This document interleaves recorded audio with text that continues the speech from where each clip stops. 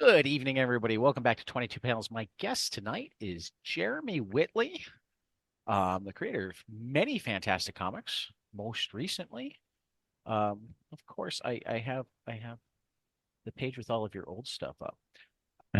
Most recently, School for Extraterrestrial Girls and Navigating with You, coming out in I believe a month. Navigating with You is August. Is that right? August 13th. August 13th. See, good. I'm normally prepared and I dropped the ball this time. Sorry about that. Oh, you're Um, fine. so Jeremy, how's it going? Oh, it's going great. I just got back from the American Library Association Expo this Oh, last so you're out in weekend. San So Diego. yeah, I got to hang around and talk to librarians all weekend, which is always a pleasure. It's honestly much nicer than any comics convention I do because I don't have to convince anybody that they like books. So What I've heard from other friends that have done the ALA is that the both the nice part and the weird part is that because they just get copies of your books rather than needing to pay for copies of your book, you get to just talk to them rather than trying to sell them things. They're so used to trying to hand sell. Well, yeah, It's it's like, an interesting experience because I think a lot of the stuff you sell is sort of like you don't sell it on the floor. They go home and buy it for the library. You might rather than selling somebody one copy in person, you might sell, them 10 copies for their library, which is right. I think something that, we have to adjust to as creators when we do it. But also it's real interesting doing the artist alley there because I brought all my creator owned stuff that's out just to see what would sell. And I think my book from Titan, The Cold Ever After, which is definitely the most mature of my books. I was like, I don't know if I should bring this, but it's my thing, and we'll see how the librarians like it. And I think that was the one I sold the most of. I had several librarians that said, "Oh well, I'm gonna get this one for me. This is my thing." I somehow missed that one. And it does look like my thing. Okay. Now I know my next Jeremy Whitley read. At least it's only been out for 4 months, 4 months Yeah, and a week, so I don't have to feel as bad about missing it. came out in the dead of winter. Okay. It looks cool. Um, I want to start with Navigating with You because I was lucky enough to get to read it and I fucking adored it. Thank Um, you. which that should be your tip off that like we tip or tag ourselves as adult language so you can talk however you want. Um, I figure it's not the kids and teenagers listening to podcasts to get the books, it's their parents anyway. So, Yeah. um, I don't swear a lot either. So like that was really meant for emphasis. This book was so good. Um, a term that I've been using a lot lately is messy in all the best ways. Um, More and more, I'm discovering the books that I love are the ones that don't hesitate to do more things. Yeah. I think that is definitely um not just something that I tend to do as a writer is just put more and more things in there, but I think this book in particular, I wanted to make sure that both of these characters are, they're teenagers. Not everything that happens in their life is happening on the page. So like, there's a lot of complexity to them. There's a lot going on. As with any teenager, there's always more drama buried underneath the drama. So I wanted to make sure to like give them these nice sort of rounded lives and personalities and everything, which I'm used to writing superheroes and sci-fi and fantasy. So I was like, just want to make these teenagers really complicated. Well, you make your other characters pretty complicated too. I was reading Extra School for Girls today. Yeah, I have the experience of the sci-fi recently. But first give us the front counter pitch for this book. If you own a comic shop and you were pitching it. So navigating with you is essentially it's a queer YA romance. It has a little bit of slice of life, a little bit of I think what's going to appeal to a lot of comics readers is that it has a lot of fandom to it. It is inspired very much by my own experiences in comics and conventions and people I've met and have become friends with over the years. And specifically the people who've come up to my table and been like, your book meant such a difference to me. I met my best friend, my girlfriend, my fiance, my wife over like because of this thing.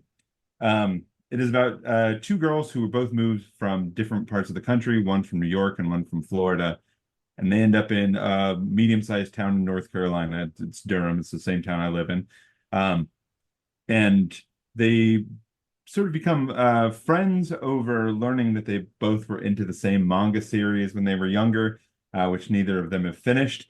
And they decided to put together a little book club to collect all the volumes of it, with the wager that whoever collects the most and gets to keep the whole set. But over the course of them going on sort of all these adventures around the state and the city and everything to find these, they end up becoming best friends and then, more than friends over the course of the story. And we also get one of my favorite features of it is we get quite a bit of the manga from that they're reading in there as well. So you get to read that with them as well as reading their story. That was actually a really cool experience. I liked how it interwove with their story, but I also just liked the conceit of um, let's share the media that they're experiencing.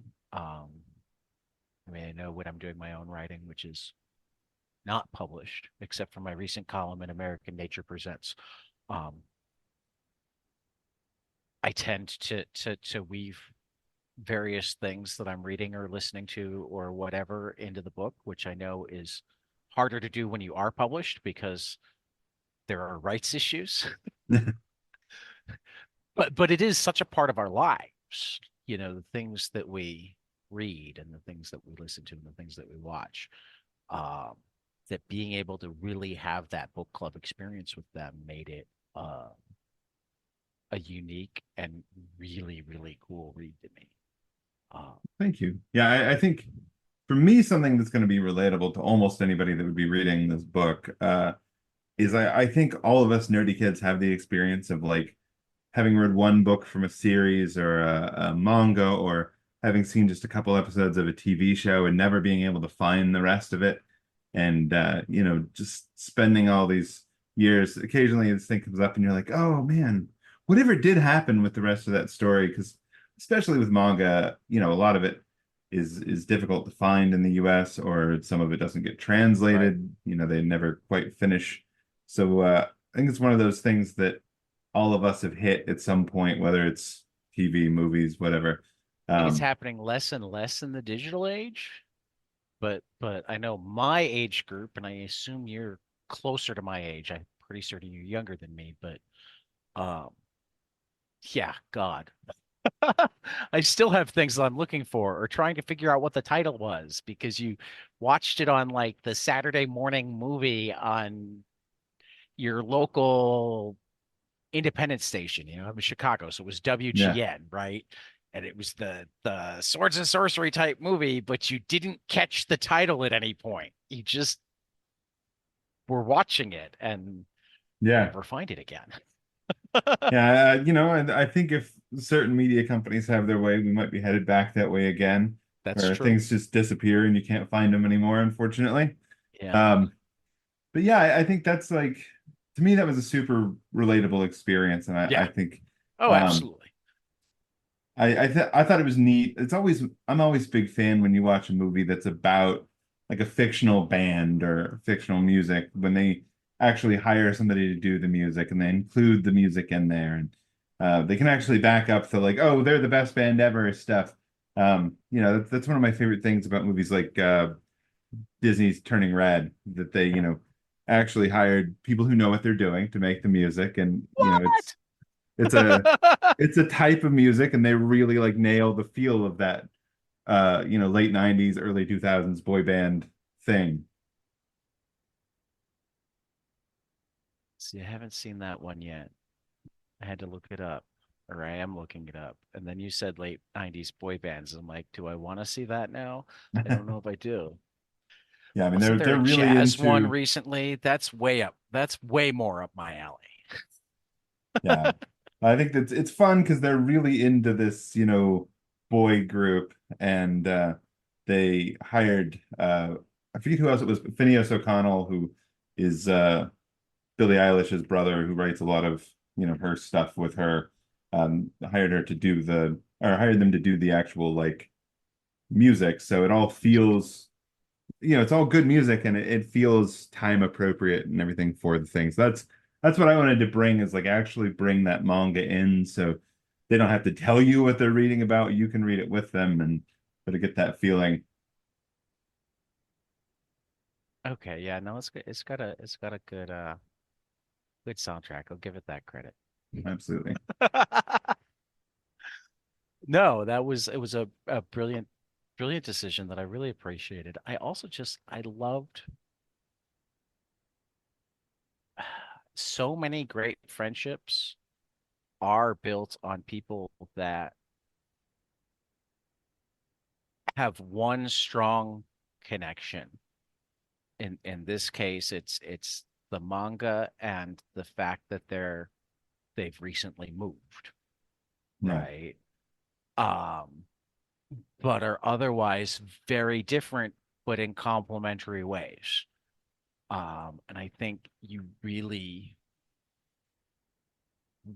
managed to get that with Nisha and Gabby. Um, thank you you. know,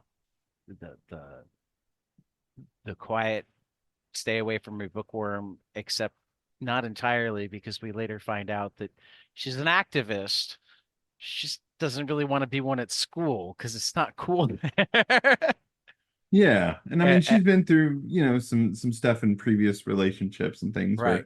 where she's been sort of, it's messed with her confidence a little bit, and she's still trying to sort of sort through all that stuff when we meet her. And I think that's another thing that I appreciated as so often when you're looking at um and I probably read a little bit more YA fiction than the average comic guy just because I'm a high school teacher and I try to sometimes read along even the free reading books with my kids just because I know how valuable it can be to have somebody who will talk about a book with you. Um, I always think it's weird when everybody's in their teen years and nobody's had previous relationships or previous crushes or previous, the number of people whose best friend, I mean, even if you're not talking romance, the number of people who are still talking to their best friend from elementary school and high school is actually not that big. Yeah, Your best friend in elementary school is the one that lives closest to you. You know, by the time yeah, you're in high school, it has way more to do with what do you like to do, you know. absolutely. I mean, yeah, a lot of elementary school friendships, it's like, oh yeah, our moms are friends, or Right, we went to the same daycare, so there's one person I right. know that's at my school.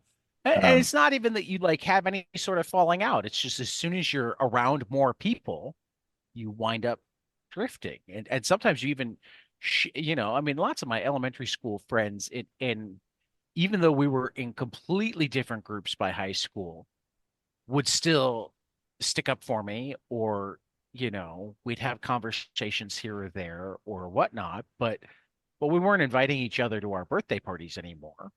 We yeah, certainly weren't going, hey, what are you doing Friday night? Just because we were into completely different things. But so often, because it's young adults, because it's coming of age, it's like, oh, let's tell the first relationship. And it's like, how many kids have like 7 relationships in the first 2 weeks of high school? yeah. I mean, and how many of your relationships are, relationships that you just don't really even talk about anymore? Like Well, you don't you talk don't about know them that anymore, person but when you were in anymore. high school, they were like the most important thing ever. Yeah. And I mean that I think to me is the key to like YA stuff, is to like not view it from your 100-yard view as an adult, is like, oh well, of course, those kids will go on to have other relationships and other things down the road and they'll be fine. Uh, but like as the kids, you're like, everything is the most Yeah, important thing. Like that's yeah. this is it's never going to be bigger or more important than this. It's always, I mean, that's I think where big, Oh, well, sci-fi I mean, and at the fantasy very stuff least, it works in high never school. has been bigger or more important than this. And anytime you're Yeah, experiencing something that is suddenly bigger than anything else you've ever felt or done, it's hard to imagine that there could be bigger things still.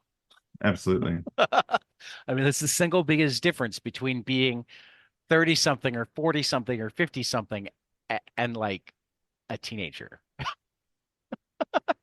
Yeah, I think that's the strength of things like, Buffy and a lot of teen horror movies is everything. Right. Oh, it already feels like that as a high school. It feels like you've always hit monsters and vampires and everything after you, even if, that's just it's just what you're dealing with this week. Yeah. So I gotta eh,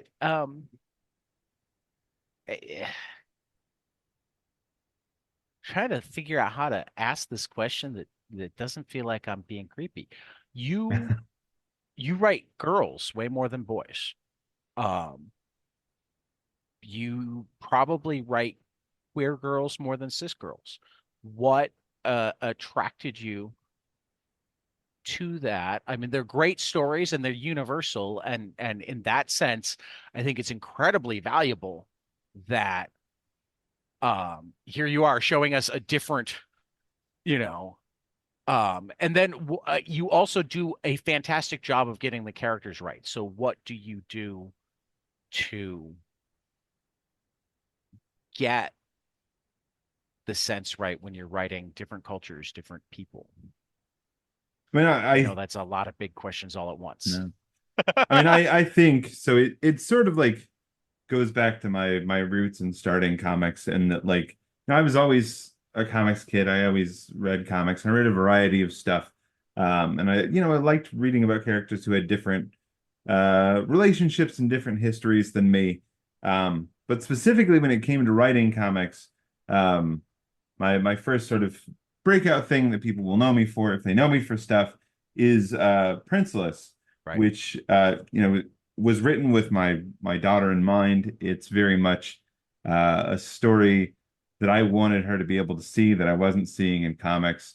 It is not just a story that's for girls, that is about a princess who saves herself, which I think is an important thing for her to see in stories, but also a young woman of color, which my daughters are. I have two now. Um, and it was important for her to be able to see herself as a hero in these things. And I think proved as I, went on to talk to other people at shows, it was something that they were looking for, not just parents of girls, but also of boys, for them to be able to see girls in a heroic role, I think is important. And was something that was impressed to me from there. And, I think it was always important for me to get that stuff right. I think partially because those were the people I wanted to represent. Those were people I wanted to be reading the comics, including my own family. And I had uh, the the lovely gift and curse of having a wife who could proofread that stuff for me Okay. and give me notes and would whether I wanted her to or not. Okay. But would always give me tips to make that writing better, to give me uh, points about stuff that maybe I wouldn't know about, the experience of being a young woman of color, even in a fantasy world. Um, Right. so that was sort of how I started off. And, it was always important to me because people would say, I'd run into people at shows and they would say, oh, I had no idea that the guy who was writing this book was a white guy. And I was like, I guess that means I'm doing my job right. Like that, Right. people aren't pulling themselves out of it to go, well, who is writing this? And so like it was always something that was important to me to take forward. And in writing Princeless, I had a lot of people ask me questions about uh Adrian's sexuality, which was because part of the story is that she doesn't wait for a prince to save her. She's not really interested in romance. And a lot of readers sort of identify that as queer. It's like, is Adrian gay? And it's like, that's kind of beside the point. Yeah, I always Um, viewed her as either asexual or not ready yet. yeah, and that was always sort of my intention, is that it's not about whether she likes boys or girls. She just Right. wants to do her own thing. She wants to be the hero. She doesn't need anybody else to do that for her, regardless of their gender. But the guy is sort of the expected hero in this world. Um, which is, that answer is sort of where Raven Pirate Princess, which was the spinoff from that, came from, of like, uh, I would like to tell this story in this world with a, queer woman as the lead, but I don't think that's princeless. But I would love to explore that, and Raven sort of sprang out of that as a teen lesbian woman in this world, who is the daughter of the Pirate King, who goes on this sort of quest for revenge, but it's also a big teen soap opera on top of everything. Um, and with that, I always wanted to make sure, because I'm obviously not a woman, and I'm certainly not a lesbian, to like make sure that always came across authentic, that I knew what I was talking about, that other people reading it would know that I wasn't just bullshitting and trying to do this because I wanted to make a couple extra bucks, but the story was important to me. So I had sort of, I used to say I had a cadre of queer women who were reading these for me, who were either friends or fans or Right. other people in comics that I would make sure to run it by. They'd give me notes, tell me when I screwed stuff up, and give me notes about how to do it better. I in turn would read their stuff and then help them in any way I could. Um, and that sort of like inspired me to keep doing that with a lot of these books. Going off into as many different directions as, like, I think Unstoppable Wasp at Marvel was like a big point in that for me, not just because I kind of had to at the start, because there's so much science in that book, that I was like, I want to be talking to scientists. I want people who are smarter than me to be reading this and say like, oh, well, you're getting this wrong. This needs to be this way, and give me tips. And I met a lot of like great scientists, especially female scientists, through doing that. We did interviews with them in the backs of the books. I wanted that to be something that was passed on, that female scientists are not something that only exists in comics, that they're real people, and that anybody reading this can do what they're doing. Um, and then that sort of spiraled much larger when it came to handling Nadia's like uh, mental health, because we did a whole story um, with her, and my goal was to do something with that where we could handle mental health in like a 21st century way, like not in the way that Hank's mental health had been handled throughout the years, in a way that Right. was not comfortable for anybody, but is very indicative of the time that it started happening. Well, I mean, Yeah, and then with Nadia, discovering that she also has bipolar disorder, I wanted that to be something that was well informed by people who had bipolar you did disorder. very well. Oh, thank you. Yeah, it was very important to me to get that right, because it's something that I like knew is Oh, it's so frequently important wrong to in me when comics. people actually take the time to get it right. Yeah. Um, a- and there are lots of different rights, as with autism, as with so many things. Um, but so often we only hear about bipolar when somebody bipolar does something terrible. Yeah. And there are way too many of us for it to be likely to cause everybody to do something terrible, you know. Oh, I told Gertie Hoover did the beginning of that. I knew that Elsa Chartier had worked on your Wasp one too. But Man, you had Elsa did the first volume with me. Um, man, you had fantastic talent working with you.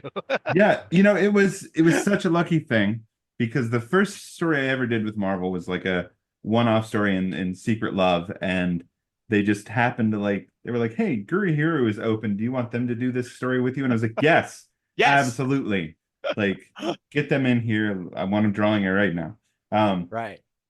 and then when we started doing Wasp the first time, uh, they hooked me up with Elsa, who was great.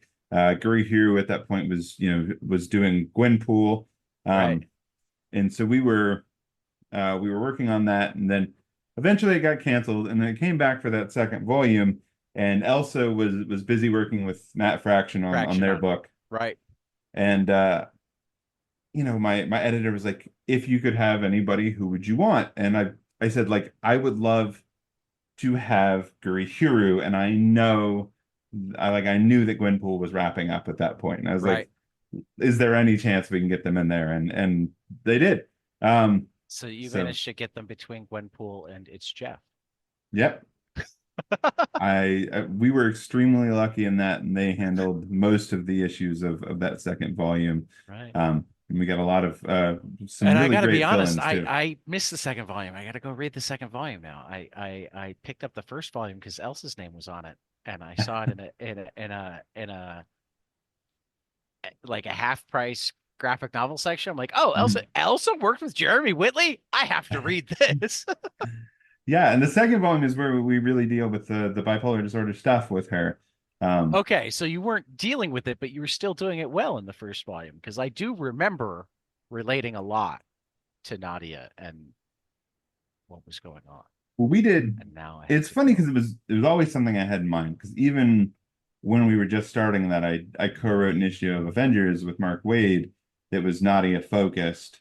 Yeah, Um, and she runs away to her little crystal castle that she has in her necklace, and is working sort of obsessively on science stuff. Um, right. and she has to sort of be coaxed out of there.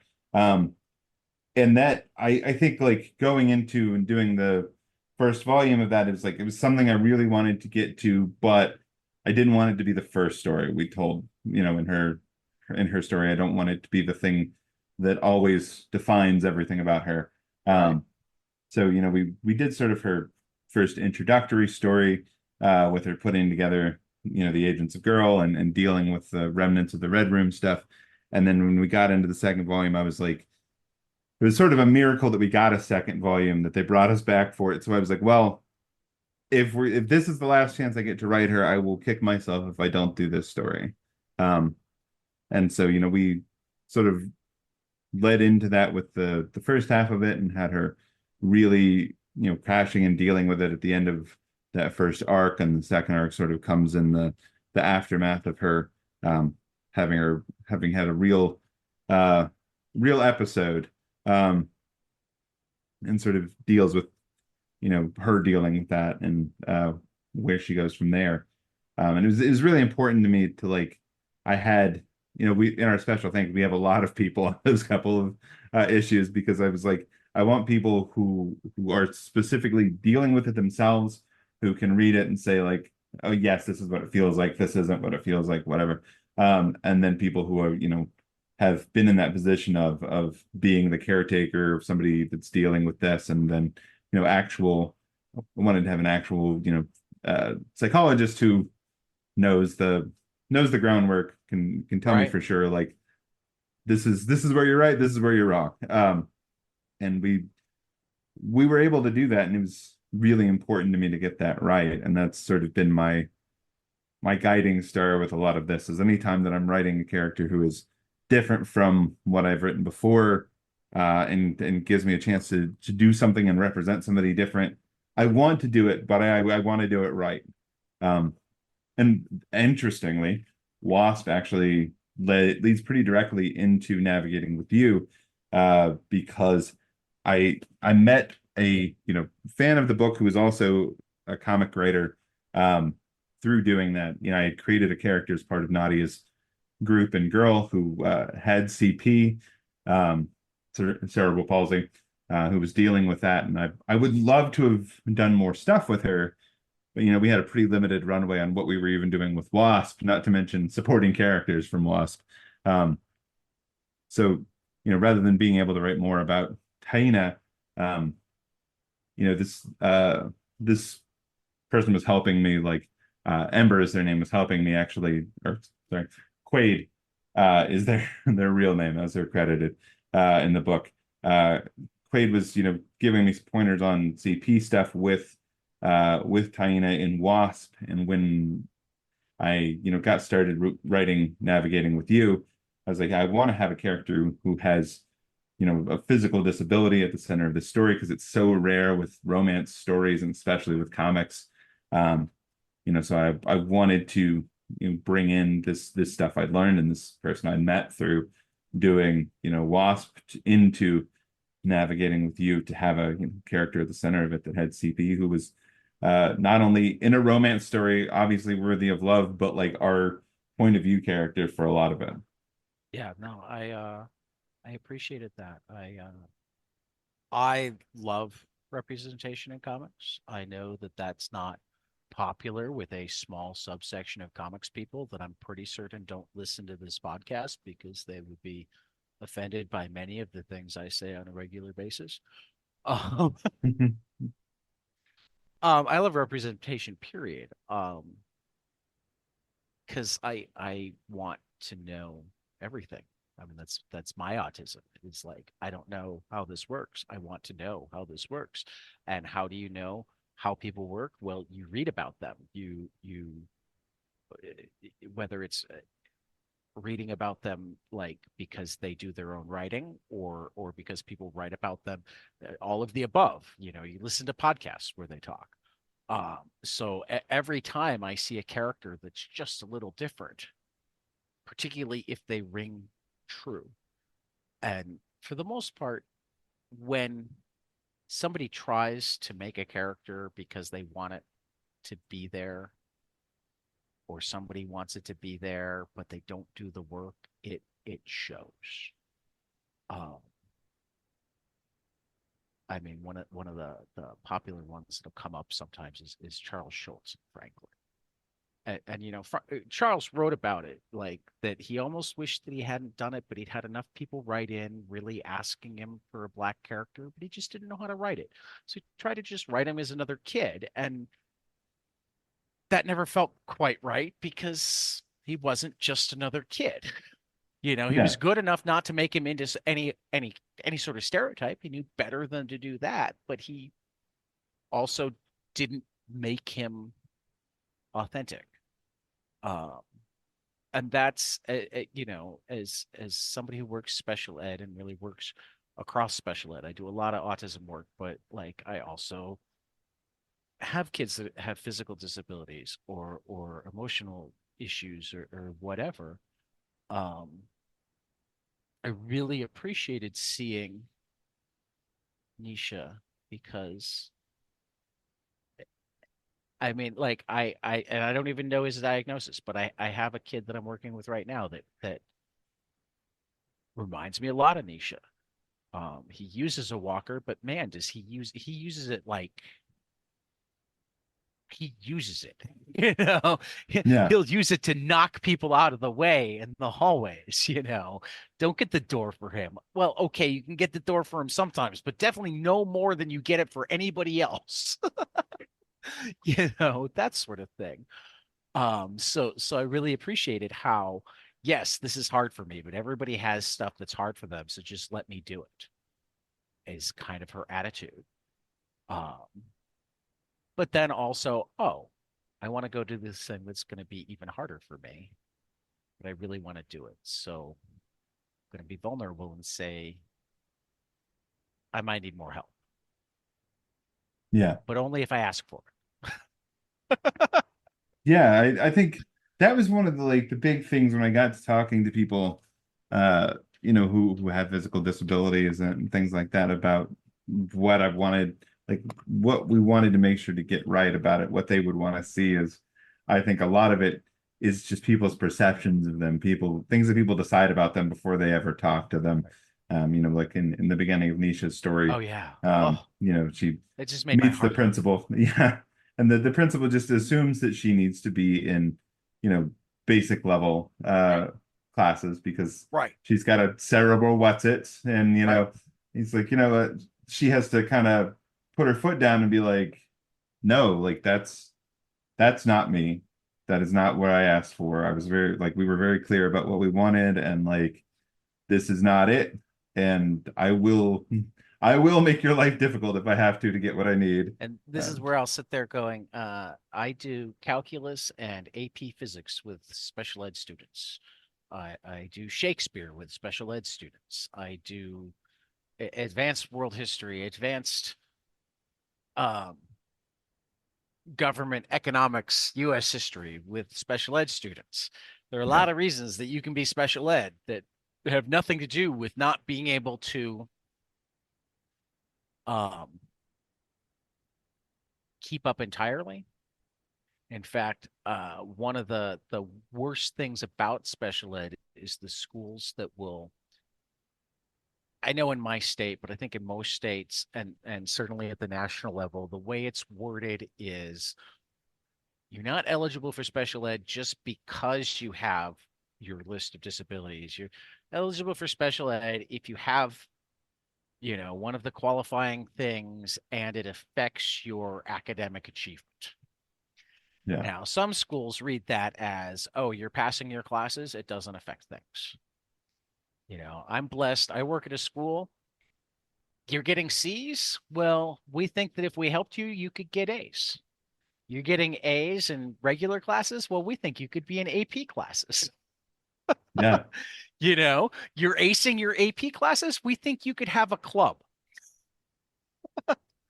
You, you know, Yeah. um, because the reason that these things are things that we have accommodations for. And honestly, I'm also somebody that thinks that like really any accommodations we give to special ed kids, for the most part, any kid should be able to get. Um, I think most of the great education is being done by good special ed departments. Um, because we really individualize education, which is how it needs to be. Uh, and I forget exactly where I was going, except that I really appreciated that early scene. I really appreciated the way Nisha would not allow herself to be defined entirely by what she couldn't do. Yeah.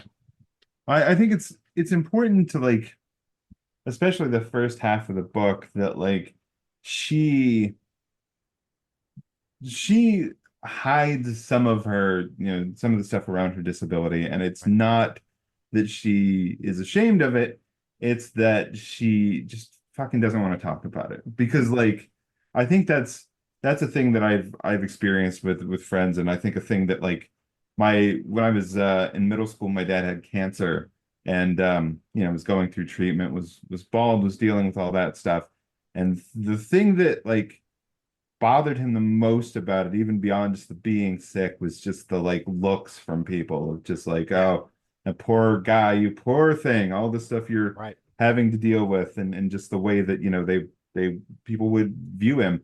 And that was something that came up in talking with people as well, is just like, you know, not being ashamed of your disability is not the only reason that somebody would like not want to talk about it.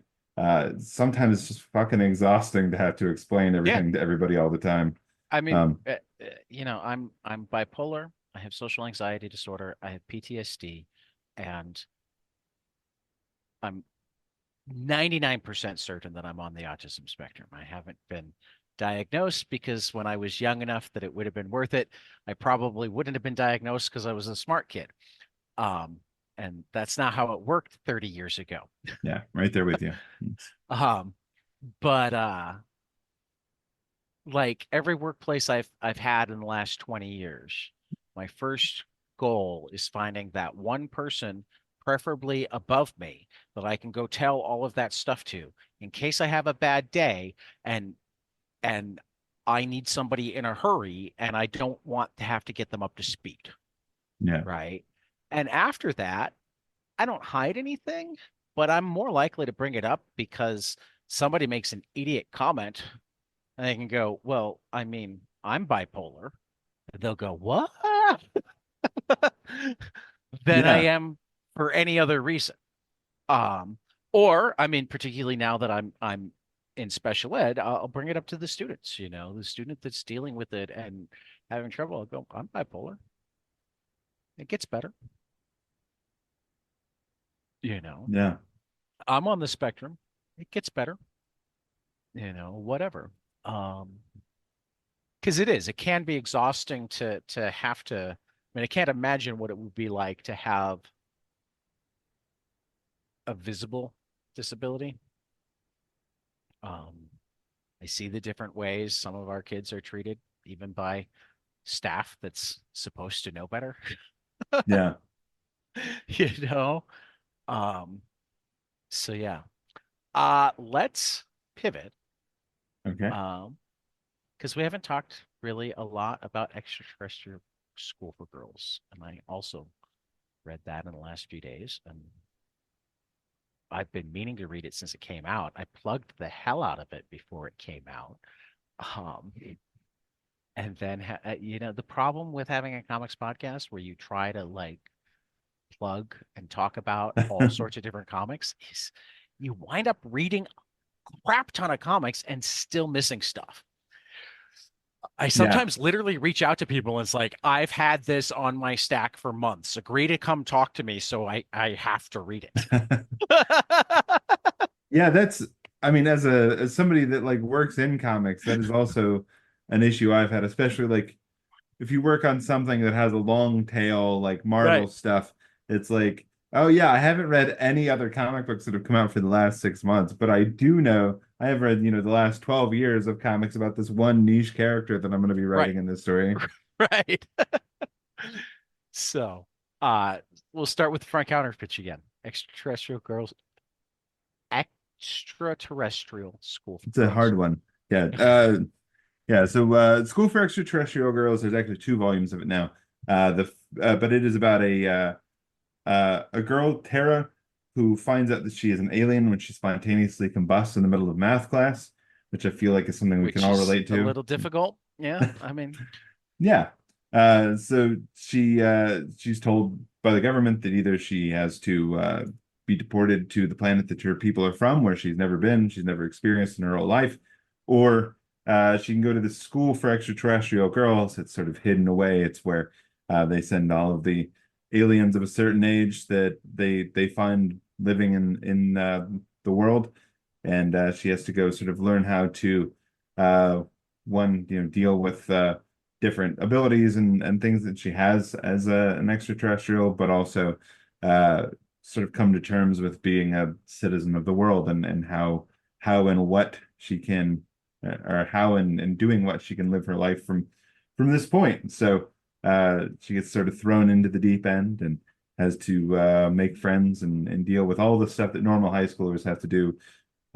Plus, she lives with underground with about 100 other alien girls, all of whom are from different places and have totally different uh worlds and problems to deal with. very, very cool. I loved the sci-fi mixed with, you know, just I mean, you hit it right on the head. Right, I almost interrupted you to say ripped from the headlines when you said, given the choice of going to this special school or being deported to a planet that she has either never been to or certainly doesn't remember ever being to. Yeah.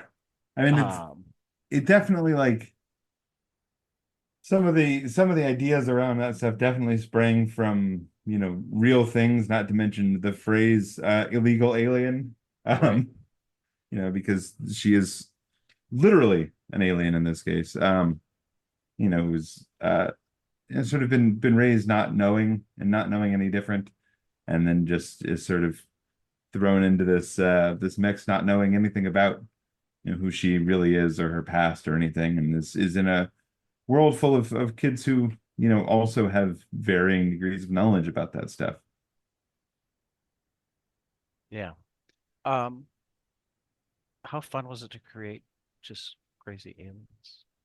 I mean, because Oh that's one of the things I appreciated. Like, there was like one alien that we knew, but you talked about how, they get a bad rap.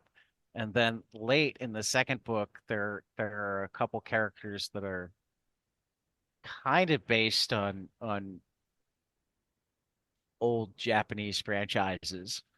Um, but otherwise, a lot of aliens with hints of things. Um, yeah. So how fun was it just to create the cast? That's my first Oh, question. it was so much fun, especially that our main cast that we follow throughout the books is, Jamie, who's my artist on it, sat down with me and like I had very basically the concept of what I wanted to do. And he loves you'll notice, as you were saying, a lot of the art in there is sort of inspired by tokusatsu, which is one of his big points of inspiration, stuff that he really loves. Um, I was like, I think it would be fun to play with a variety of different um, sci-fi concepts and also a little bit of mythology thrown in there. We sort of go all over the place. Because as like I'm a big fantasy kid. I love sci-fi stuff, but I also love a bit of fantasy thrown in there. So like having, her Tara's roommate, Misako is a fairy. Right. And they're sort of extra dimensional creatures. So they, travel between planes. They're not from our world such as it is, but their world is no longer with us for reasons that we discuss in the book. They, don't have a home to go back to. Yeah, in a So they're second, I'm going to give the big spoiler alert, and make people pause the episode and go read because I do want to talk about that. But finish what you were saying. yeah. But they are sort of nomadic by necessity because they don't have a world to go back to. And in her case, Misako sort of didn't know who she was and came up through um, being in the foster care system, hasn't known her real parents at all. And I wanted to get into that a little bit. I wanted to vary up the characters and sort of I do this a lot where it's like if there's something you maybe expect from a type of character, I try to make sort of a left turn on it. So like Misako is sort of a Western version of what a fairy is like to some extent. But she does appear to be Japanese, but also she's easily the like grumpiest of the group. She is the meanest. She is the one who is most likely to step up to, start a fight to defend her friends.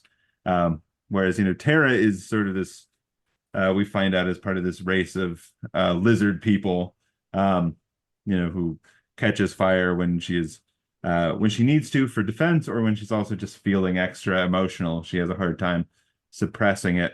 And she is easily the shyest of the group, despite having this sort of like outwardly scary appearance. But I think my uh possibly my favorite is that, we have I wanted to have a character who, when you first meet them is bubbly and loving and is the sort of character that you're like, oh yeah, I would really want to get to know her. She doesn't really seem like that scary by comparison.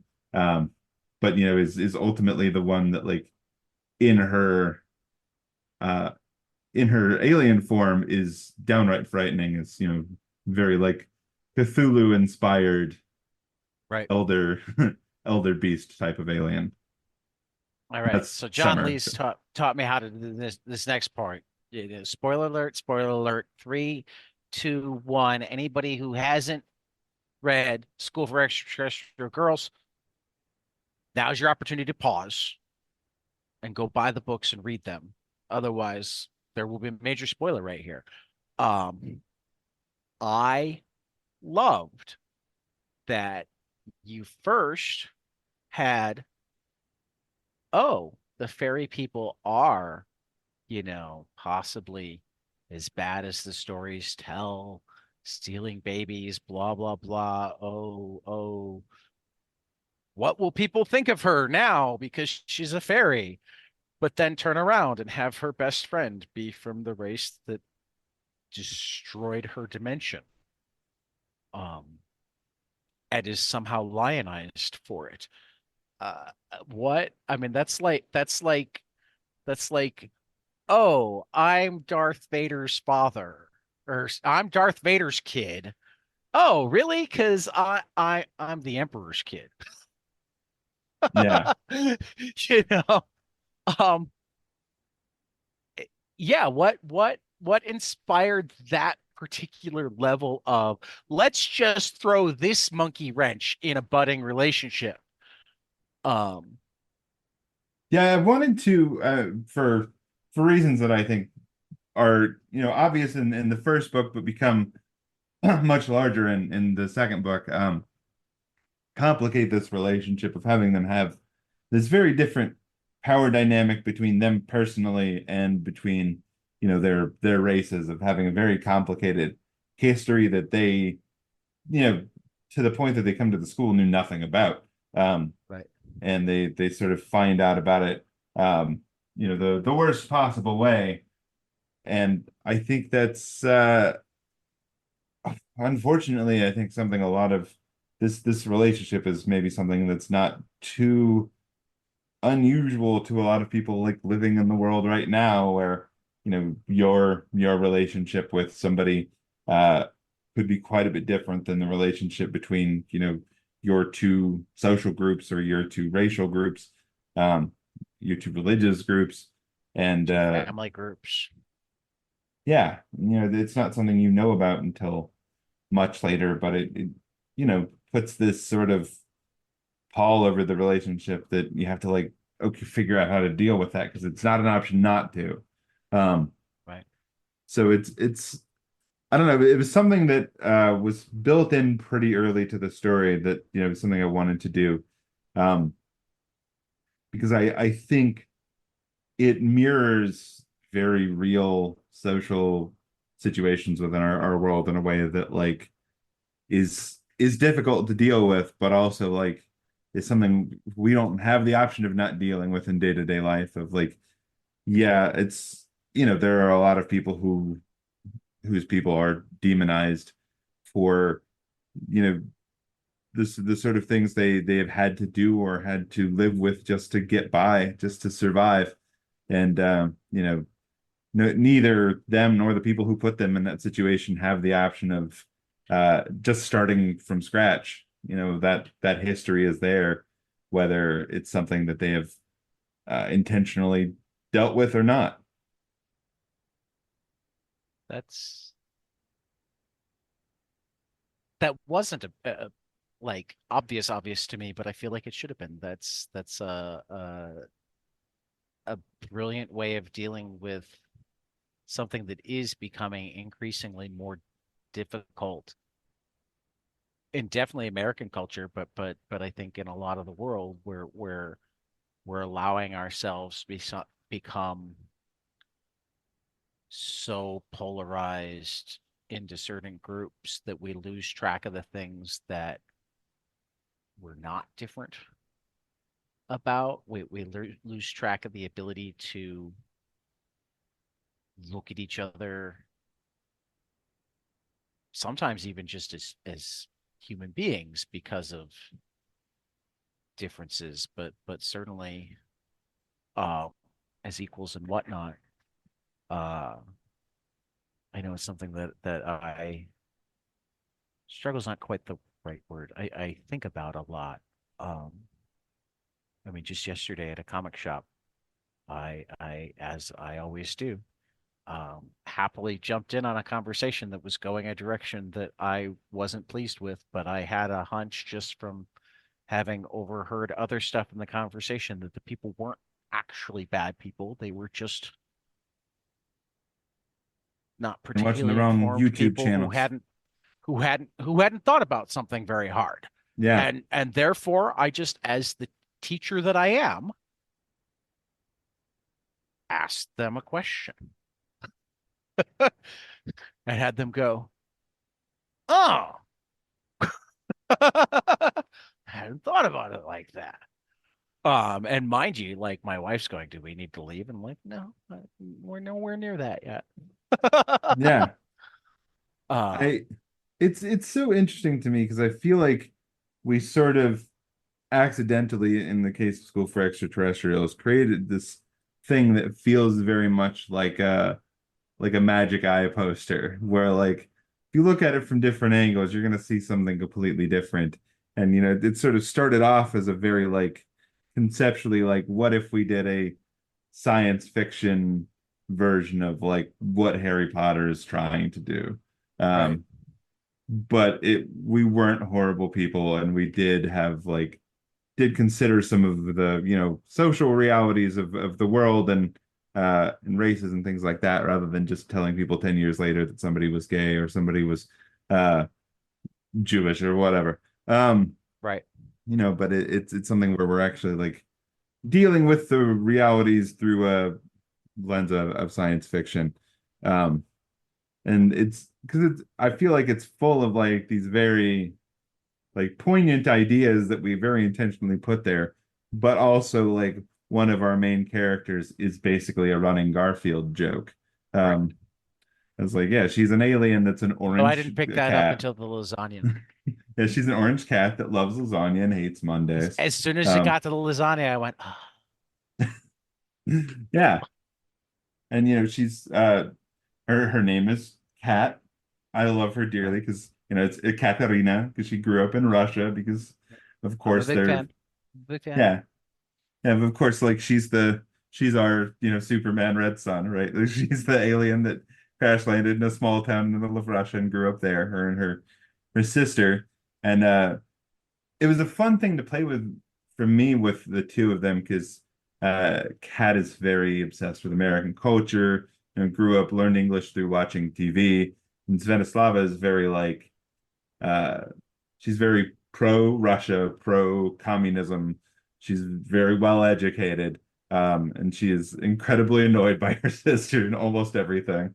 Um, but they're sort of she is sort of at this school under protest, which is why they almost never actually wear their human disguises because both of them sort of grew up living in this, distant part of Russia where it was everybody that was there knew they were, little cat girls who had grown up there. So it was fine.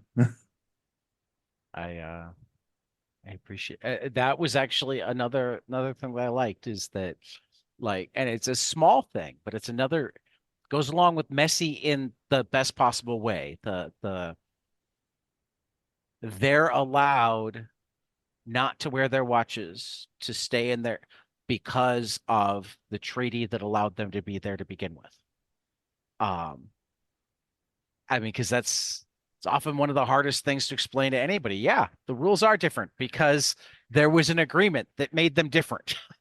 Yeah, Happens sometimes. Equal is not always the same as fair.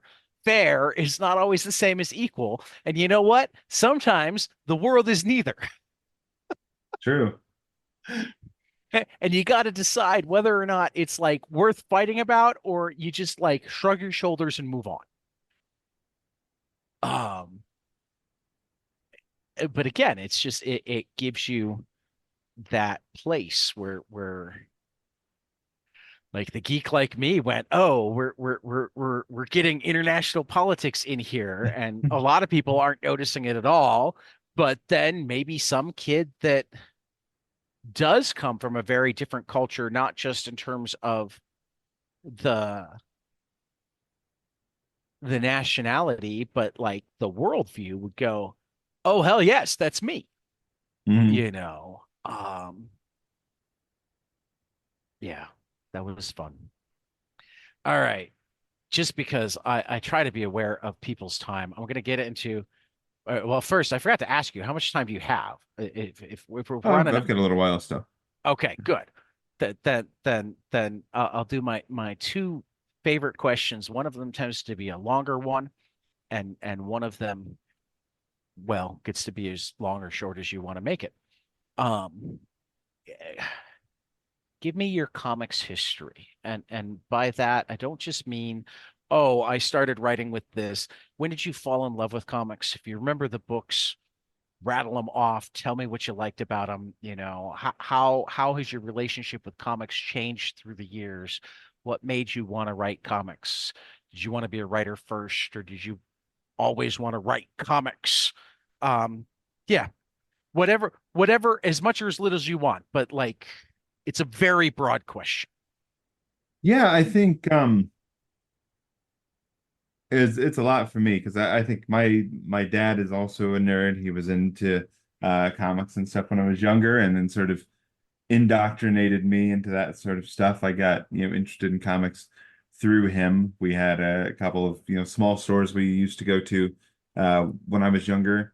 For a while, we lived in the San Francisco Bay Area, a Yep. town called Livermore, which wasn't very big at the time, but it seems much bigger now. Um, but there was a small store called Fact, Fiction, and Fantasy that he used to take my brother and I to, and we would get everything from, I think our my brother and I were really into collecting the trading cards with, people's stats and everything on them. Okay. Um, that was our, level of nerdity, and he was getting comics and Dungeons and Dragons stuff. Because he's an old school sort of dyed in the wool first edition Dungeons and Dragons guy. Okay. Um, so Fred you Van know, Lente is about to do I forget who it's with, but they're about to, I forget if it's Zoop or Kickstarter, but they're about to crowdfund the comic book history of, forget if it's comic book history of Dungeons and Dragons specifically, or comic book history of role-playing games, similar to his comic book history of comics and comic book history of animation, only this time with somebody that's not Ryan Dunleavy, which I love Ryan Dunleavy, so I mean, I'll try not to hold that against Fred. yeah, I'm sure Ryan's got plenty of other projects Yeah, on his plate. yeah, yeah. Um, yeah, I think so. At that, I think about that same time that we were doing that, X-Men the animated series, along with Batman the animated series, and Those were all some those good things were years. on TV. So like we kind of got into those. I got really into X-Men and had written like my teachers were having us write stories and illustrate them in class, and I wrote myself an X-Men one. Um, and my dad took me up to Fact, Fiction, and Fantasy to go meet Stan Lee when he came around and was touring with the. It was when the uh, Marvel 2099 stuff started coming out. He Okay. went around to a bunch of stores to promote. He was doing Ravager, um, but I you had to buy a comic to get him to sign it, and I chose Doom 2099. And so he signed, I have a signed copy of Doom 2099, signed by Stan Lee, who had nothing to do with that book. But also he, flipped through my X-Men book that I had written and illustrated as a, 6 or 7 year old at that point, and told me to keep writing, Excelsior, all that good stuff. Um, Nice. signed that. So I think like that was always a thing for me, even when when we moved to North Carolina, we didn't have a regular comic shop. I sort of went in and out of like I discovered Age of Apocalypse when that was going on and got very into that again, and then couldn't find the last issue of it or whatever, and fell out of comics again for a while because the store that I had been getting those at closed. And then when I went to school at the University of North Carolina in Chapel Hill, um, I get a job working at the Blockbuster down the street from that, which Blockbuster Video for anybody RIP who misses that one. Go Um, go watch go watch John Oliver. He's done a couple of nice pieces on them. oh yeah, and so For the youngsters out there. right around the corner from that was a one of the Ultimate Comics, which is my local store still. They used to have one right down in Chapel Hill by near the Blockbuster that also used to be there. And the some of the guys that worked there would come by to get videos during the day and go back to the store and watch them, bring them back, switch them out again. Um, and so John, who was my comic book guy at that point, uh, I even though I hadn't been reading books, you know, was coming in and switching stuff out, and we got to talking about Buffy the Vampire Slayer, which was my wife's favorite show. And he was saying, Joss Whedon actually just started up a new series with Dark Horse where they're, picking up from the end of the show and continuing on the events of Buffy and these. And if she loves Buffy, you should come by and check that out. Which I did. And that my wife loved that, but I think maybe more importantly, even it uh, got me started on two different things. One of which was he pulled the well, if you like that, you might also like, this Joss Whedon is writing this astonishing X-Men right now. Maybe you'd enjoy that. Um, and for all of Joss Whedon's faults, he can write a good story, and He can. I did really get into that astonishing X-Men. And my favorite Buffy comics that came out during that run while I was reading it weren't written by Joss Whedon, but a guy I had never read anything by, whose name was Brian K. Brian K. Vaughan. Vaughan. And I read that first Faith story that he wrote, and I was like, I think it was one of the first times, and probably some of it was just sort of my age at that point and the fact that I had been, going to college for creative writing. Right. I really sort of noticed the writer of a story, Okay. other than Stanley, and that I, started reading that, and that got me started on Why the Last Man. Um, which Why the Last Man was the first book I read that wasn't a superhero book, Okay. or mouse. Um, Right. you know, and that was the first book that as I was reading it, I was like, wow, like you can do this in a comic book. Like this is a thing that people were doing.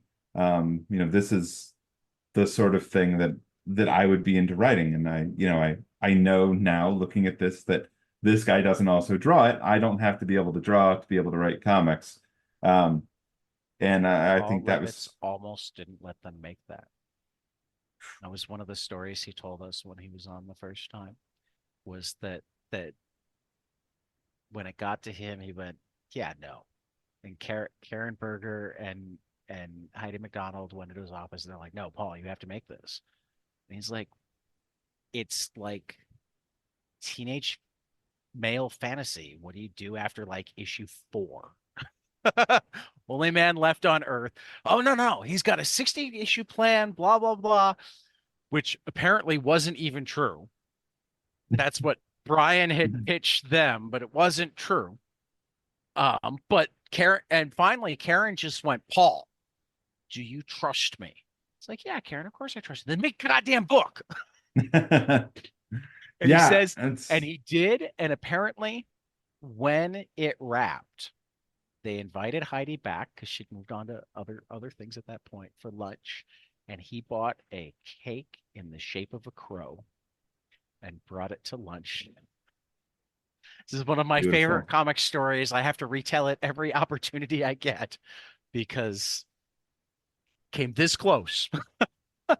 Yeah, I remember that being something that at first I was just sort of casually reading. I had, only really a couple extra bucks from paychecks at that point working Right. at Blockbuster, and I'd buy a volume when I was at the comic shop and read through it. And then it got to a point where like I needed to buy more than one volume. So like Right. I was like, there was just I was getting to the end of the series just as they were like putting out the trade paperback for I think Right. volume 10 was the last volume. Um, so I was just like, I think I bought the last like three trades at the same time and just like read them back to back and woke my woke my wife up crying in bed with having finished the book um and just like being so overcome by the end of that story and so I because of that I started um working on my own comic stuff in addition to sort of, prose stuff I've been kicking around forever at that point. Because prose is very easy to just put down and not come back to for several months and Right. still Years, think you're writing it. decades. Yeah. Yeah. Um, but comics I think was manageable chunks for me, 20 to 24 pages, uh, get it done, get it to an artist. And, I met a couple of people through Meetup and through Craigslist of all things. Yeah. We started a comics making hangout in Carborough, North Carolina, just down the street from UNC, where we would just sort of get together and talk about making comics and work on stuff. And everybody else in the group was an artist to start out with, and had a couple of books that never went anywhere, and um, one that my friend Jason Strutz and I made that was called The Order of Dagonet, which we self-published, which was a story all about the mythological creatures of England returning, and the only people who can stop them are the knights of England. But of course, they're all the modern knights, so they're all actors and authors and rock stars and stuff like that. So you have the likes of, Ozzy Osbourne and Elton John fighting giants and dragons and things like that. Um, and that was sort of our first book that we actually made and self-published and put out and took around to some shows. And my second one that actually ended up coming out was Princeless in a much lesser form. We had a couple of my friend and the artists that I was doing it with didn't really know what he was doing. It was the first time he'd drawn comics. He was um, graphic designer. He drew the first issue, then he was like, I absolutely hated doing this. I'm never doing this again. Um, and I took those volumes, those copies that we printed around to shows, and eventually I was at a Heroes Con next to Dave Dwanch. And when you're at a convention next to somebody, you get to hear them give their pitch all day long. And after the show, he was like, "Yeah, I really loved your pitch for this book. It doesn't look good though. Like I wouldn't want to put it out like this, but I love the idea." And I was like, "Great," because my artist doesn't want to do it anymore. So, we can go a different way with the art. If you have suggestions, I'd love to hear it because I want to keep doing the book, but there's no way it's going to work the way we're doing it right now. And we ended up working together on that. He hooked me up with my artists on that, and we jammed away on that for about 10 years. I mean, obviously it's on hiatus right now, but we're Right. still have plans for that in the future. So, and that led to other things from there. So here is just a question for you. Mhm. Because I actually discovered that through a nonfiction book about comic shops. And it was pitched hard to the writer of the book by a comic shop owner. So do you know how popular Laughing Ogre was in Columbus, Ohio? Have you heard this story? Uh, I know about Laughing Ogre. I do not know about its Okay. popularity or So I mean, it became popularity yeah. specifically because I think Gibb is the guy that runs the store, was a huge fan and would hand sell it, but also he wound up hand selling it to Dan Garino, who wrote a book called Comic Shop: The Retail Mavericks, who gave us a new geek culture. We wrote extensively about it. Huh. Wrote about comics in general, but wound up coming back to your book over and over again because it was an example about the fact that the industry, in part because of the way that store owners would hand sell to different audiences, was expanding beyond superheroes, beyond just for boys. And you just love the premise. I think Dan had daughters too. So yeah, no, that was the first I heard of Princeless, and I mean, my daughter was old enough that I wasn't going to be giving it to her at that point, but I've got nieces. Um, and I like immediately went, "Oh, Kelly, we need to." Kelly's my wife. I'm like, we need to go find this book and read it." That's um, incredible. Yeah, I did not so know about yeah, that book. So they were for that matter, when I went on what we called the 22 panels ill-advised comic shop tour, my wife and I had different spring breaks one year. So since we had different spring breaks, I went, "Would you mind if I just left town for my spring break and went to a bunch of comic shops?" And she's like, "I'll be working. I don't care." So I mean, so the book came out in 2017, so he was probably researching it in 2015 or 2016. My ill-advised comic shop tour was 2022, I think it was after the world reopened. And it was still the book that he pitched me first when I asked him when I anytime I go to a comic shop and ask for a book, or I'll ask, pitch me a book. Still the book he pitched me first. So That's awesome. you have a friend at Laughing Ogre in Columbus. To this Um, day, I've never been to Columbus. I've gotten invited to do cons in the area by I mean, wonderful establishments like Wizard World. if you're a comics guy, period, whether you're invited to do the con or not, you owe it to yourself to do two things in Columbus.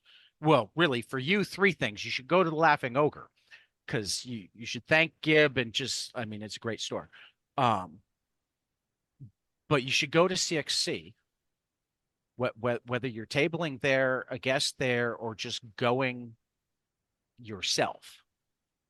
Um, In fact, I'm glad that you told me that you weren't there, because last year I kept looking at a guy and going, "Is that Jeremy Whitley? I don't know if that's Jeremy Whitley. I don't want to go introduce myself, and because he's clearly not tabling, so he's just hanging out." But CXC is, I mean, Chip Zdarsky's going to be there this year, and it's the first time in a long time that I've seen a superhero guy there. It's a con that was created by Tom Spurgeon and Jeff Smith. Jeff is there pretty much every year. It's connected to Ohio State and the Billy Ireland Museum. The Billy Ireland Museum is the biggest collection of original comic art in the country, including almost all of Calvin and Hobbes. Oh, Everything that Bill didn't give to somebody because Bill didn't sell any of it. So he gifted some of it, and the rest of it is at the Billy Ireland. Um, Billy Ireland actually got started with a gift of all of the papers from Milt Caniff, who did Terry and the Pirates and Steve Canyon. wow. Um, they've got Nancy Fest going on right now, if you're a Nancy fan. Or I'm sorry, Nancy Fest was a few weeks ago. They have a Nancy exhibit going on right now. Um, but yeah, no, that's the con that I pitch to everybody. Um, I mean, this year you've got Zdarsky, but you've also got Art Spiegelman. You've got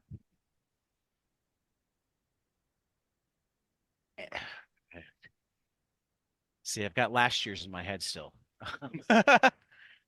Last year I was hanging out with Shelley Bond and Carl Krumholtz and Dennis Kitchen. Uh, this year, this year's guests, we have Kate Beaton, Jerry Kraft, Oh, my buddy Francois Tina Horn Mouly, is going to be there. Horn, Ben Passmore. Ben Passmore was there last year too. Brian Lee O'Malley. Nate Powell is there most years. He was there last year too. So yeah, you owe it to yourself to find an excuse to go check out CXC. And you probably wouldn't have trouble getting there as a guest if you just apply. Um, though I think they do some of their stuff randomly because so many people want to be there. Um, but yeah, no, I've never been at I like small indie cons, and I like the big, well, I actually like the indie cons more than I like the big cons for the most part, because I like it to be about comics. Yeah, But same. like at CXC, you had Shelley and Philip Bond at a table next to cartoonists from um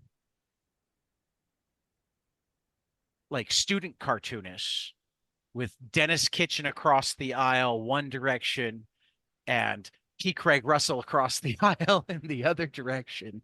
You had everything from zines that were like stapled together at Kinko's to Noah Van Sciver, and Raina Telgemeier was there last year. Dan Klaus was there last year.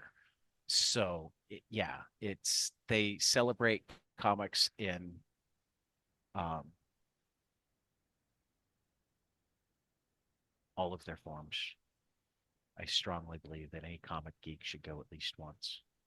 And now you've got another reason because you know that Laughing Ogre was one of your big, huge early early boosters. Yeah, I will definitely have to check that out. I do a lot of like East Coast shows and then occasionally like stuff I either have to do or get invited to on the West Coast. Well, I Um, can tell you that my stop after Columbus on um,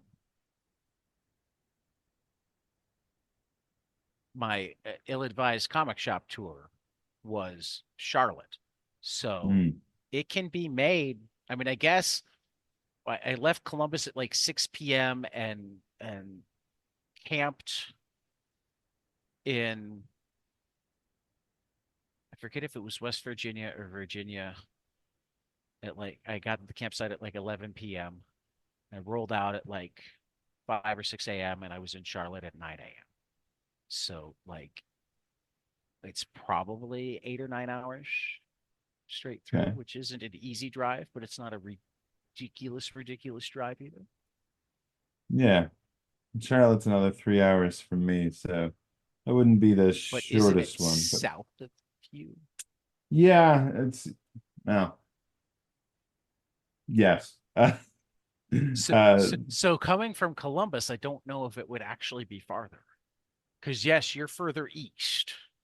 I yeah. don't know that it would be closer, but I don't know that it would be farther. We've got computers. He's going on. He's doing what I normally do. You're doing the Google Maps. Yeah. Let's see. No, not Columbus, South Carolina. Been there plenty.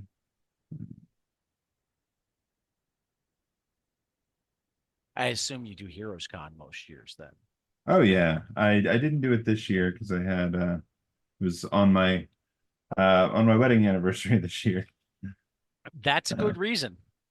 That's a good reason. That's I got a invite from friends to go out to New York Comic Con, and that's why I'm not doing that this year, because our wedding anniversary doesn't come on a weekend that often, but it does this year. So but so we just digressed immensely. So you got to Princeless. Is there any more of your comic journey worth? I think you were I talking mean, I think about we hit most of the rest of it earlier, but yeah, well, I mean, yeah, you were talking about Tony Fleece earlier. right. And Tony I met through a friend of his was a big fan of Princeless, and we were both at the inaugural Denver Comic Con. Okay. And they had a big emphasis on stuff for kids. And Tony had been drawing ponies to that point. It had only been going on for about a year. Um, and Tony came to me and said, my buddy says you're really good. You do this kids stuff. You know, Andy Price and Katie Cook have been sort of like the big guys on this book, and I want to take them on. Like I want to take them down. So like I need, somebody else to write that to get in here. Do you know anything about My Little Ponies? And of course, at that point, I had a like a 3 or 4 year old. Um, Okay. and so My Little Ponies had saved me from having to watch any more Dora the Explorer. Um, because for all the pastel pony of it all, it's a really well written show with Yeah. like well developed characters and it's funny. It's so funny. Um, and so I was like, yes, of course, I've seen all of it. I am very familiar. And so he hooked me up with his editor at the time at IDW, which is Bobby Curnow, who's now running Magma Comics. Um, and Bobby was like, yeah, just pitch me some ideas. Where they were just starting up another series called Friends Forever, which was basically My Little Pony team up. He's like, just pitch me interesting combinations of characters, that you've never seen or you want to write, um, and tell me what you would do with them. And This was early too, because oh yeah, I mean, ac- they ac- according to um League of Comic Geeks, you've done what? 3 issues of Volume 2 of Princeless by the time you started My Little Pony. Um, yeah, I think let's see. So Emily, who was my artist on every volume of Princeless after the first one, was with me at that Denver Comic Con, but I think we were still, excuse me, volume two was either fresh out or still coming out at the time we did that. Right. So it was very early in my writing of that book. And yeah, I think we two of those initial pitches Bobby liked, and we sort of filled out and became issues of Friends Forever. And Right. then I pitched, another issue here, another issue there. Two and Um, seven. and now I think I've written 60 total. Um, Wow. I think 55 of which have come out at this point. So Okay. um, yeah, so Have you lots of ponies. gone to any pony cons? I have. I actually attended, I think, the very last BronyCon. I had not done any ones of that until I got invited to that last one. The first PonyCon I ever did is a show called BabsCon, which is in the Bay Area. Fantastic show. Um, I, that's I think one of the like most fun shows I've ever done. And then I have done last year and this year Everfree Northwest, which is up in Seattle. Um, and I am actually at the previous Everfree Northwest. I met a man who runs a pony convention in Germany called Galacon, and he invited me out there for this year's Galacon. So I'll be going to Germany later this month, actually the same weekend as San Diego Comic Con. I will be doing a My Little Pony convention in Germany instead of San Diego Comic Con. Wow. Yeah. So, I mean, Tony said that they're just filled with the absolute nicest people. He's never treated better at any cons than at the pony cons. Do you concur with that? With the possible exception of ALA, which when you talk to Tony, he hadn't done. I just got him to Right. come to this one. Right. Um, uh, yeah, pony cons are wonderful. I will say they treat comics creators as well as any of their other guests, which is Right. sort of a rarity at comic conventions, Right. as counterintuitive as that may seem. But they yeah, I can't I don't have a bad word to say about them.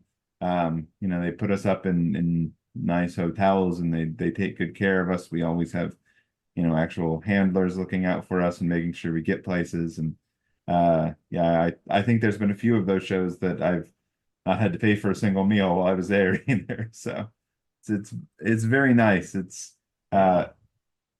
I really like how well pony conventions as a whole treat their guests, and it's a lot of the same people who, at least in the US, will work at several of the different shows, who volunteer, and they're some of the best.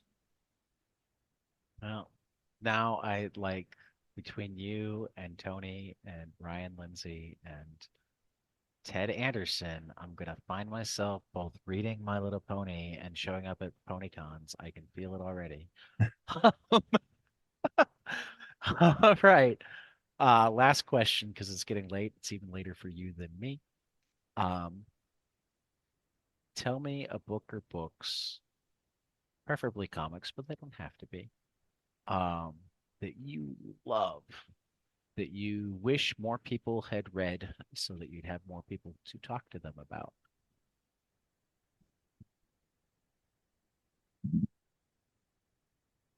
That is a great question. Um, Sorry, I'm looking at my No, man comic after my shelves own over heart. here. He's clearly looking at a bookshelf. Yeah. That's the common response to this question. Let me go look at my shelf. Um, you know, okay, so my initial response to this is going to be a thing that I actually think a lot of people have read, but that it was a run I Okay. really loved and one that I talk about a lot, which is the Gillen McKelvey Young Avengers run, which is a book that's just stellar. It's so well done. It sort of launches in at high speed, gets you really invested in the characters, does a lot of like fun things with the way the pages are laid out and comic book storytelling in a way that like I Oh, uh it's fantastic. I'm incredibly I And and admire a and great and I deal. will honestly say that while I'm certain that it has a lot of readers, I've talked to enough people who love Gillen McKelvey's other stuff that somehow miss that they had done that. Oh yeah, I mean Um, I love Phonogram and Wicked and the Divine and right. um all of their books are fabulous. That one in particular is one that sticks with me. Especially, I'm a big America Chavez fan, and that is the book that sort of gave her her personality. She existed Right. previous to that, but Right. in the same way that like, you know, Squirrel Girl Batman existed existed. before, Squirrel Girl existed before Ryan North, right. but Absolutely. you wouldn't have known. Yeah. Yeah. Ryan and Erica's Oh my Squirrel Girl God. is another one of those that uh that is a shirt. I had a Squirrel Girl shirt for a long time. It's sort of worn out now, but I would wear it to random places and just like people on the street at restaurants and stuff would be like, "Hey, Squirrel Girl," and be like, Yeah. "Do people who aren't in comics know about Squirrel Girl?" It's wild to me. And I Yeah. guess people were picking it up at book fairs and stuff like Yeah. that, and just getting really into it. Squirrel Girl, I mean, like every comic shop you went into was like, how does this book keep getting printed? And it turned out that it was all because it was among their best-selling graphic novels, just not at comic shops. Yeah, yeah. It wasn't the single issue crowd that was reading Right, it. right. Um, but okay, so as far as like ones that were really rare, that I didn't feel like enough people were reading and didn't get talked about enough, and in comics, a Or lot of just cases, important to you. well, in comics, in a lot of cases, that means they're canceled. But like before she worked on Ms. Marvel, G. Willow Wilson wrote a series for Vertigo called Air, Air. I love it. and Air Just was got this like, reprinted yeah, it's just this in Dark weird, Horse now. twisty, hard to define sci-fi conspiracy thing Yep, that like I um love it. yeah, I adored, and I didn't know anybody else who was reading it at the time. I would just recommend it to Yeah, I people, didn't but read it like when it came out. I came across, I think I came across the first two volumes at Mile High Comics when I was on a road trip out west. And I yeah. went, oh, Willow Wilson? I haven't read it. That's all I need to know. And by the time I'd finished those two volumes and knew that there was more, um, it became my mission on the trip home to find them. I think I found both. I found one of them in Boise, ironically, as you're wearing your Boise Comics Festival. I think the other in Missoula. It's the funniest, it's one of the funniest places to find something I see, I think. Missoula. Yeah. I think it's one of those I have this bad habit of like discovering and getting really into creators just like 5 minutes before they get popular. Yeah, Um, and G. Willow Wilson was one of those that like, I was reading Air and then Ms. Marvel happened and she blew up. And I also have this distinct memory of like being really into um, when Fraction was co-writing Iron Fist okay. with Brubaker. I Right. remember going over to like his and Kelly Sue's table at Heroes Con and just being able to have like this half-hour conversation with Kelly Sue about all the stuff they were working on and how much I loved that book. And it, turned out that they loved Princeless as well. And it was just this whole like great long conversation.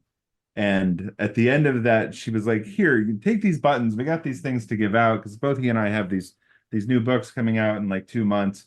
And so one of them is a little purple and white target, and one of Right. them is a little uh gold or red circle with a gold Right. star in it." And Right. I was like, "Ah, thanks. I mean, I'll definitely pick these up." And 2 months later, Captain Marvel and Hawkeye started, and they just Yep. they I couldn't have had that half-hour conversation with her the Nope. next year because it was just I they haven't gotten to talk to had huge either of them lines. yet. They're both Kelly sent me amazing a people. very nice email saying that she didn't have time Yeah, and to try again. they're both amazing and very busy I've heard people. only good things. Only good things. Yeah, Um, I convinced Matt to come on my podcast by letting him come oh, talk you have a about podcast? Plug your podcast. yeah, so I have a podcast called Progressively Horrified. Okay. And basically this started out as our sort of pandemic baby where myself and my friends Ben and Emily, who are both also comic book creators, Plug it. Then watched plug them more than just Ben and Emily. so Ben Kahn, who is writing writing a bunch of stuff, has an amazing collection of great books that they've written out there. And then Emily Martin, who is my illustrator on Princeless and is also a illustration teacher who does a bunch of other stuff. Um, we all love horror movies. And we haven't always found like some horror communities to be the most fun to be in. But we know a lot of our friends who are, uh, weird kids, queer kids, people who are into cool, artsy, weird stuff, also love horror. So, we started this podcast sort of talking about horror movies and progressive politics and the way in which those two things do and don't intersect. So we watch a horror movie every week, and then we I'm not a horror guy, talk but about it through now a I'm progressive lens. mildly interested. Um, and I have to ask you, have you read John Lee's and Adam Cahoon's The Nasty? I haven't. Mm, Good. okay, It was at Vault. Uh, I'll have to check that John out. Lees is a Scottish writer. He's done a lot of good books. I got to know him because he and Alex Cormack did a book called Crimson Cage. They were one of our first guests. And it's a like 80s Southern wrestling horror retelling of Macbeth. Oh, nice. It's That sounds up brilliant, my alley as well. brilliant, absolutely brilliant. I'm a sucker for pro wrestling as well. So, Well, there you go. Then you must read Crimson Cage as well. all right. Uh, but John Lee's is he'd probably make a good guest for your show because he's definitely a horror guy. He's Yeah, always writing about horror stuff in his weekly email, and he's definitely progressive, and he's a comic writer to boot. So you should familiarize yourself with his work, but the nasty in particular, I think yeah, I would definitely have to you'd get check a that kick out. out of. Um, yeah. So that any other books, any other thing that you want to plug?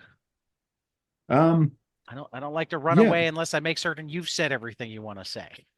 Well, we talked about everything except I don't think we really talked much about The Cold Ever After, which is No, my we haven't because I haven't read it, but I did want you to give me the counter pitch to make yeah. me want to read it sooner rather than later. Well, this was my I brought this book with me to ALA this week, not knowing whether, like, from my table, I would be able to sell a mature reader's book to librarians.